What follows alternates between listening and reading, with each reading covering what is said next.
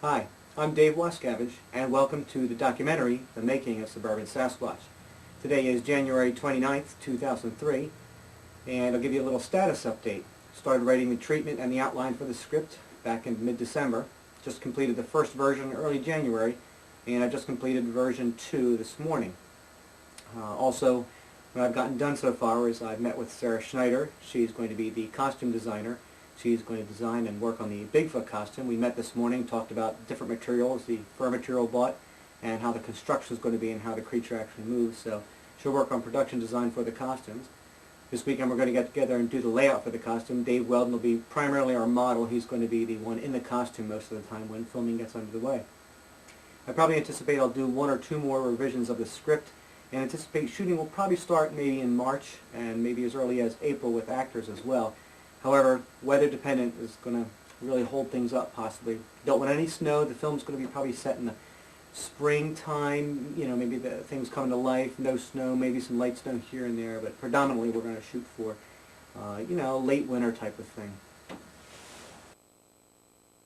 The concept I have behind Suburban Sasquatch is really going to be more than just a horror film. I'd like this to have a bit of a statement about life and humanity's pressing onward into nature. So we're going to have some characters that represent nature itself and its inability to fight back. We're also going to have some characters that represent humanity and their ability to fight back, and some characters intermixed in there who are going to go through their own processes moving forward as they find what side of the line they're going to fall on. Plus we have a couple of subplots under there on people determining how their best fits into these categories fall in terms of what they want and what they're going to go after.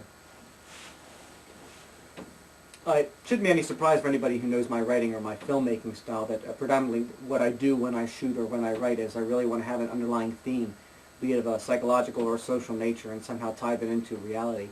I kind of like the idea of backfitting in a story such that you have characters who have gone through a transition, that they actually feed upon themselves from what happened earlier in the story and how the story has affected them in terms of a person, their personal growth, and how it really affects us as we're young or what we were before the story started. I guess the point I'd like to make is that it seems that it's more important for someone's history not just to have an event that occurs. You'd see a movie and it really watches people to go through a few days or a few years in an event, but also that we have a story where you have an event that occurs, but it also has an impact before the story happened. We're referencing something material that happened before the creature or before the person was ever around. So why am I doing a film on Bigfoot? Well, I think Bigfoot's one of those things that I always enjoyed as a youth. I loved movies about Bigfoot, documentaries on Bigfoot, books. I would research everything. I remember in 2nd grade going to the library, just taking out all the books I could on paranormal activities, UFOs, and Bigfoot really in general. So this is something that's near and dear to my heart. I have such a very, very close feeling about this creature and what I really think it exists or not, and how I perceive it. Probably is something different from how the story is going. You want to have a good dramatic story, but I think it would be really good to have a nice action horror film that has Bigfoot at the center. I don't think that there's really been anything out there that kind of taps into that side of the market, so we're going to try and see if I can get something going along those lines. Definitely, I've really enjoyed anything that has to do with Bigfoot over the years. I've really gotten a kick out of the character. I think that it's something that has not fully been exploited. I think that there are so many legends associated with Bigfoot that we really don't have any Native American culture set in any Bigfoot films, and I thought it was a good chance to create something new and try and present it there for folks to see that there's more than just a mysterious creature that's hiding in the woods and is there, but let's try and give a reason why this creature hasn't been found. So amidst the context of the story and the subplots that I have going on and what characters are going through their transitions, I have this creature, this seemingly force of nature that can cause so much havoc, that's now changing from how we used to know him and becoming something different, and that's really based on our humanity and how we've changed. We tend to see things as human beings going out and changing the world, discovering things, but here's something that's basically not only discovering us, but wants to put an influence and a change on us. Let's face it, we only have nature left as the only thing that can make any difference in mankind. What I'd like to do with this film is to take a different approach in terms of how I've done my last few movies. I'm trying to have a more commercial-oriented process here and a commercial-oriented product. I think the end result I'd like to have with the bigger audience focus that I've had before. I'm really eager to see how much I'm going to get done in terms of filming in 2003 and editing. Processes could take quite a while, but the end product is going to be the most important thing. So let's just see where we go from here. Hi, this is Dave Wascavage, the writer, director, and producer of Suburban Sasquatch, and right now we're going to look at a few behind-the-scenes shots for the film. First thing we're looking at here is the flight, which gave me the aerial shots. The pilot was Dave Nelson, a really great guy, whom I talked to, and we discussed the idea of the film, and I explained what I was looking for, and he said he can accommodate me. So on a late day in October, a chilly day, he took me up in this old plane. It was a little post-World War II trainer, actually covered in canvas. And we flew at about 1,000 feet to about 1,500 feet, and I wanted to get some shots of the suburban areas, primarily where there was new buildings going up, and he was more than happy to accommodate me. Now we're getting into the hunter scene, and these shots here were provided by my father, and this took place in his backyard actually, so he sat out in the chair and filmed a little bit of the behind the scenes for me. And as you can see there in some shots, I'm the one with the wig and the blue jumpsuit, and we got Matt Black and Matthew Blackwell around as our hunters. Basically, this shot was really tough to do because I didn't do much storyboarding ahead of time, and here we go. You see the scene here. I'm giving Dave Weldon, who's in the costume, some direction on how I want him to react and trying to explain what's going to come up. But basically, I was really fighting against time. People were really tight on schedules, and we had just had a really big storm pass through a few days earlier, so the houses were without power. So poor him, you know, Matt Black, when he was coming here, his family had no power, and he was really running tight as it was. And my brother-in-law, Dave Bonavita, who was in the film also as the policeman, as a police chief, he had to leave early, and also Jim Hanna, who was a really great victim, one of the hunters, he was the first to go because his schedule was the tightest. So what we're looking at right now is the scene where Dave Weldon, aka Bigfoot, has been shot, and I'm kind of giving him direction to what's going to happen, just to let Dave know, he's going to get poked in the back, and we're going to have a bunch of hunters hoot and holler around him. So this way I don't have Dave suddenly jerk or react to what's going to happen, and I can give my little directorial indication to what I need the hunters to do. And again, since we were pressed against time, you know, it was really starting to run late in the day. I didn't want to lose the lighting that I had, and I know I had a couple of big effect shots coming up. So what I wanted to avoid was having to rush and throw something and then having to worry too much about things in post-production. So right here, basically, it's just, you know, let's get to this. Let's run through as quick as we can, and I can review the shots in the camera. You know, shooting on video, it gives you a great advantage like that. You can easily review the footage as you're doing them. So here we go. Here's our first take at this. See the hunters jump around excitedly. And it's a lot of fun to play like a hick. And then it's off. Hold the actors and take a look at the footage.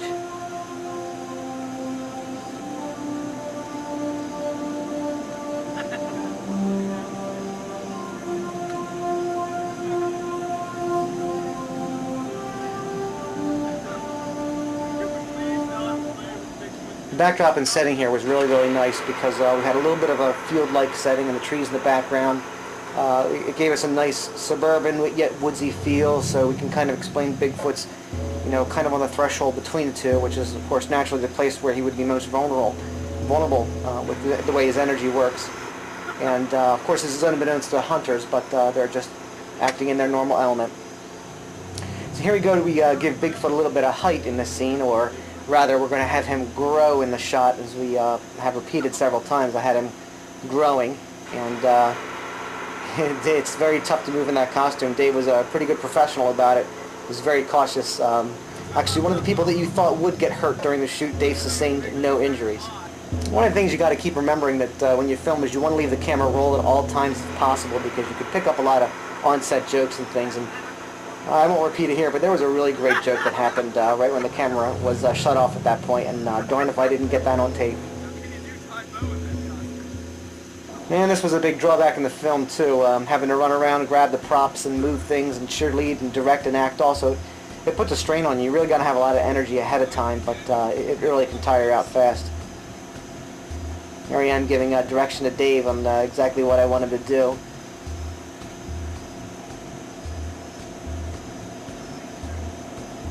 Now reversing that step ladder there makes it easier for me in post-production, so I won't have to touch up any footage. Unfortunately, it makes it a little tougher on Dave for his positioning.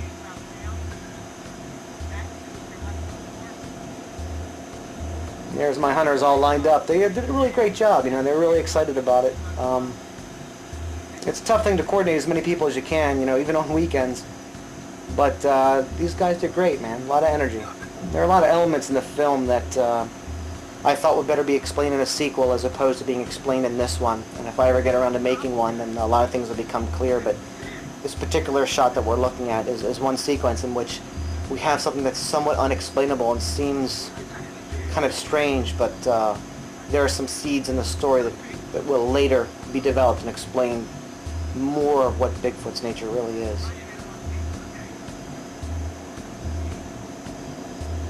Here we see Dave's taking off the mask.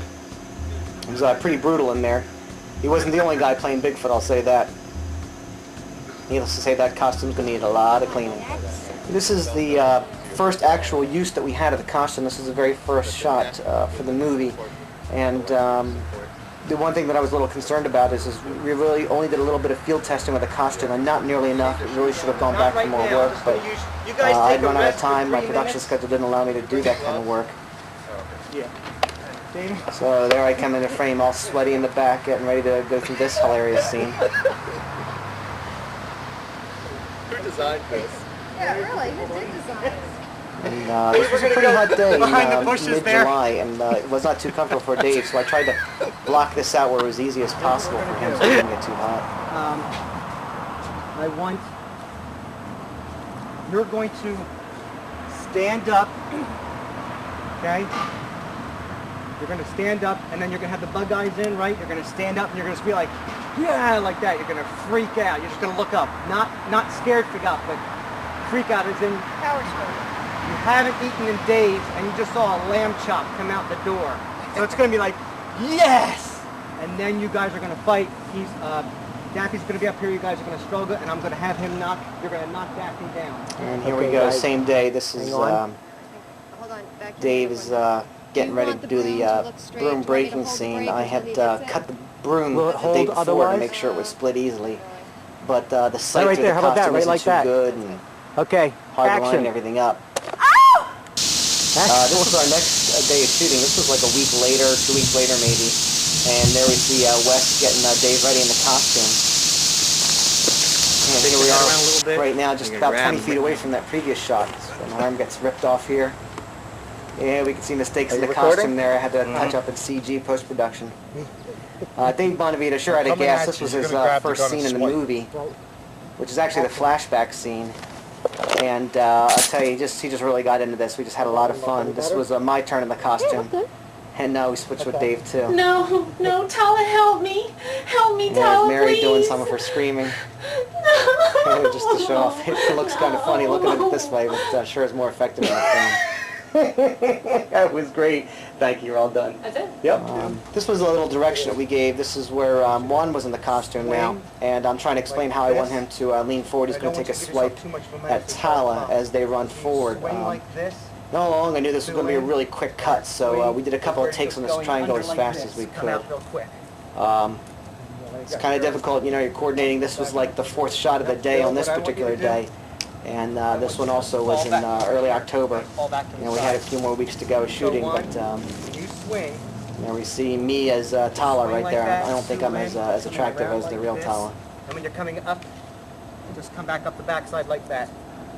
Okay?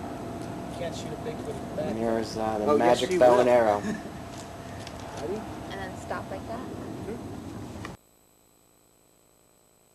This is Dave Wascavage, and I'd like to welcome you to the computer-generated imagery of Suburban Sasquatch. The first sequence done was the moon and trees, which was in the introduction of the credits. And the first thing that's necessary to be done is to take a frame model look, which is a wireframe model of the moon and the sky. This way you can analyze the positioning and see how things lay out together. By adding in solids, we can then see how light and shadows fall across the objects. Then, after we have done that, what's next is adding in the actual mapping, which is the moon surface, and then adding in motion with a camera. This way we get to see the camera pulling away from the moon and the clouds. By adding in motion to the clouds with the fog itself, it gives a little more realistic look. Combining the few together and then putting it in slow motion here, we can see that by pulling the camera away, it almost looks like the camera's pulling away from the moon. The next sequence we have is the actual creation of the trees. We start with a wireframe model of the trees, and this is done by taking basically a skeleton view of the trees. beneath the trees we have is the framework for the ground. This is actually a skeleton view of the ground, and this add a little morphology so that it rolls like actual ground. We then add solids, shading, and texture, which gives the tree a more realistic look, and this is the way we can see how the tree and the shadows fall together. So this singular tree, now we have camera going around to see it, looking at from all points of view how it's going to look. Once we've done that, then next added on to the tree itself is the actual textures. That is what looks like a tree trunk and leaves on the ground, so that we have looks a little bit more realistic. We have a tree growing out of the ground. And then we combine it together, multiply the tree by 100 times, and we have the first part of our opening shot.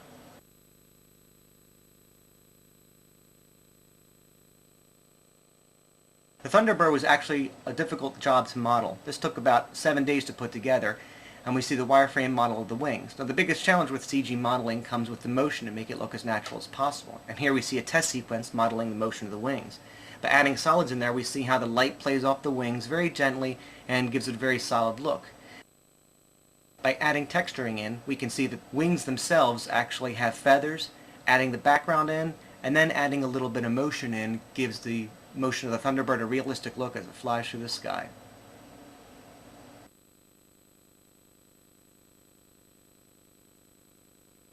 Now we look at the actual Bigfoot model. This was a bit of a challenge because what I wanted to do was throw in a CG model. Now this is the original sequence where Mary and Sarah are driving. I added in a wireframe model of the arm and then did some test sequences of the motion. We add a little motion blur to look like it's dragging through the air as Bigfoot's scraping at the women. Since we couldn't have Dave in the costume on top of the car as it was moving, it was necessary to have a little bit of CG action.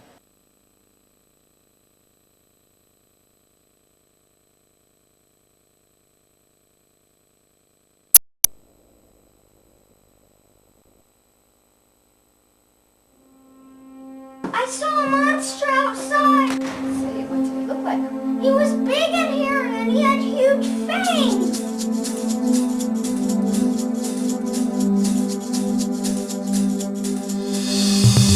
I see the two battles you will wage.